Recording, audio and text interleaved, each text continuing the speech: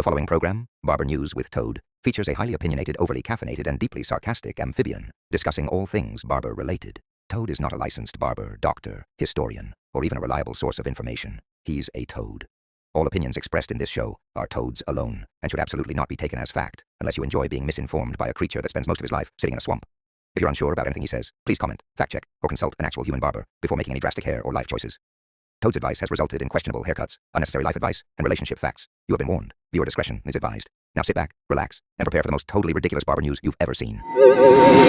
What's going on, barbers? Welcome back to Barber News. Let's be real for a second. Over the years, we've seen trimmers like the Slimline Pro, the Wall Detailer, and yeah, they were hyped up. But only because we didn't have shit else. Back then, we weren't being spoiled for choice. We were being starved and force-fed whatever the industry decided to throw at us. Then came the Andis T-Outliner. And let's stop pretending it was some kind of holy grail. That thing fucking sucked. It caught hair, jammed up, overheated, and half the time it pulled more than it cut. But we still used it. Why? Because again, we had no other fucking option. Then Babyliss dropped the FX trimmer, and suddenly everyone was losing their minds like it was the second coming of Christ. But you want to know why it looked so good? Because everything else before it was a fucking joke. We were being held hostage by these brands. They knew they had the monopoly, and they knew we'd buy whatever they released, whether it worked or not. It was take it or leave it, and barbers had mouths to feed, so we took it. We worked with garbage over price tools for years, not because we wanted to, but because we were fucking forced to. And now I've got one serious question to ask. Where the fuck are these brands now? Oh, crying. I'm really just a dickhead. Don't act like you don't know me. This camp deserve a trophy. Baby, they know me straight. Do the most crying in history. Power potent, go show up. This camera clippers blow up. It's bossy or crying. Bossy or crying. Bossy or crying. Bossy or crying. Bossy or crying. Bossy or crying.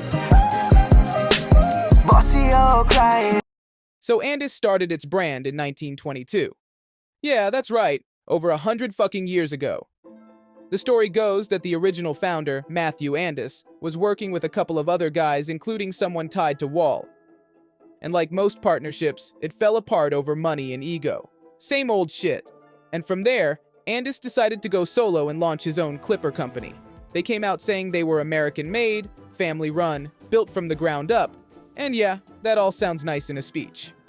But let's be honest, they dropped a bunch of tools that only did well, because there was literally nothing else out there at the time. Barbers had no choice. These brands could put out mid-level garbage, and barbers would still queue up to buy it. Not because it was good, but because it was available. Andis knew that, so they made millions over the years while convincing the entire industry that what they were offering was the best, when really it was just slightly better than the other dogshit options we were stuck with. The T-Outliner, for example. Let's stop pretending that was some elite tool. That thing pulled hair, overheated, rattled like a fucking lawnmower, and left more red skin than a slap. But what else did we have? Fuck all. We were prisoners to these brands because they controlled the game. They decided what barbers could use, and we had to smile and deal with it just to get by. And now, after a century of selling us basic tools and pretending they're pushing boundaries, Andis has the audacity to act like they're dropping the next big thing.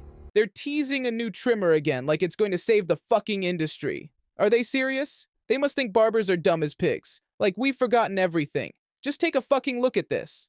And for the record, I have used Andis for a couple of years. I fucking hated every second of it. But what was I supposed to use 12 years ago? A fucking oyster? I'd rather use a fucking nail trimmer. I'm not going to go on and on about this, but let's be honest. I could advertise a 90% off code for Andis and it still wouldn't sell.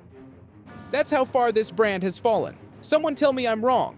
Is this not the exact same fucking trimmer they've already released, just repackaged with a new name and slapped with some shiny bullshit marketing? It honestly pisses me off. They've got all the money, all the resources, and this is what they come up with? Either their whole team is robbing them blind, or they're completely useless at their jobs. There's no other way to look at it. This is a massive fuck-up. Let me know your thoughts, because I'm fucking fuming.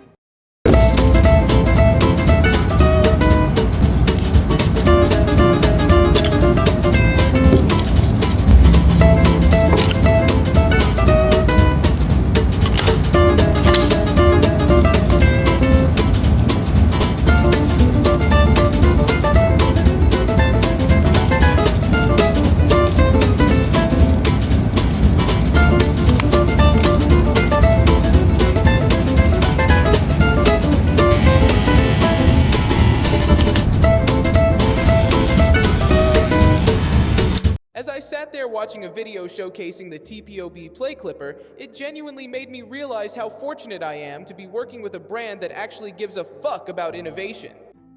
Unlike brands like Andis, who just keep recycling the same tire designs and expect barbers to be impressed, TPOB is out here pushing boundaries and delivering something new. It's a reminder that not all brands are built the same. Some are just in it for the money, while others are actually trying to change the game. Toad, wake up! I apologize. I must have dozed off for a second, but that's what happens when I think about Andis. Boring, recycled, and uninspired. But let's snap out of that.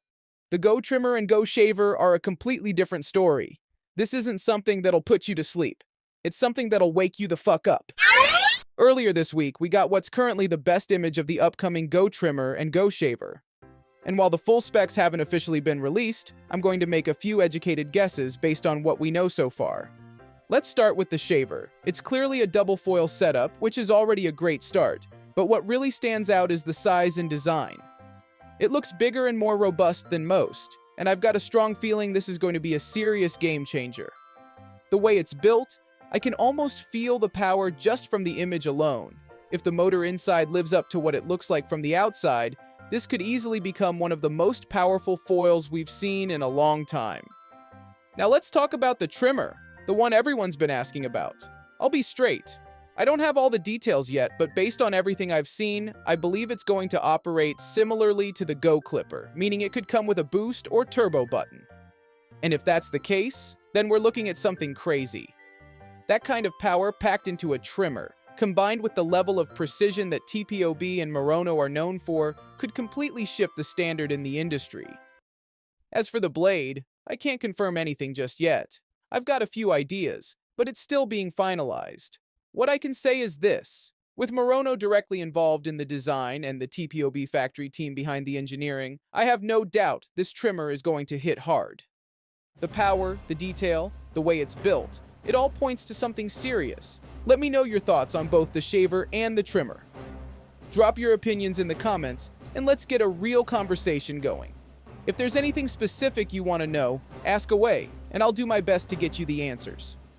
Barbers, we're only a short time away from making history. If you haven't already, hit the subscribe button, like the video, and drop a comment. It genuinely helps push this out to more people. That's it from me, barbers. I'm out. Peace. I promised my sister I would give her son a haircut for his holiday. Fuck that. I am going airplane mode. Peace.